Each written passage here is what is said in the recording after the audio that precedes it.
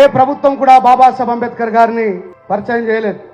అలాంటి బాబాసాహెబ్ అంబేద్కర్ గారి యొక్క చరిత్రని మన తెలంగాణలో నిలిపినటువంటి గౌరవ మాజీ ముఖ్యమంత్రి కేసీఆర్ గారికి నిజంగా హృదయపూర్వకమైనటువంటి అభినందనలు తెలియజేస్తా ఉన్నాయి. ఈ సందర్భంగా ఈ విశ్వంలో 192 దేశాలుంటే, ఈ భారతదేశంలో 29 రాష్ట్రాలుంటే, ఈ బాబాసాహెబ్ అంబేద్కర్ గారికి నిజమైన అరుదైన గౌరవం ఇచ్చింది మాత్రం బీఆర్ఎస్ గవర్నమెంట్ అని చెప్పి నిరభ్యంతరంగా తెలియజేస్తా ఉన్నాం.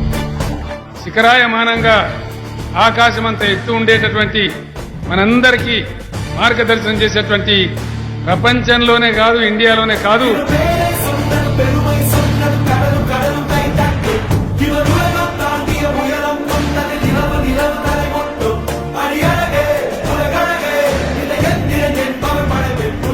ఎక్కడ కూడా లేనంత ఎత్తైనటువంటి మహోన్నతమైనటువంటి ఈ విగ్రహాన్ని ప్రతిష్ఠించుకున్న ఘనత కూడా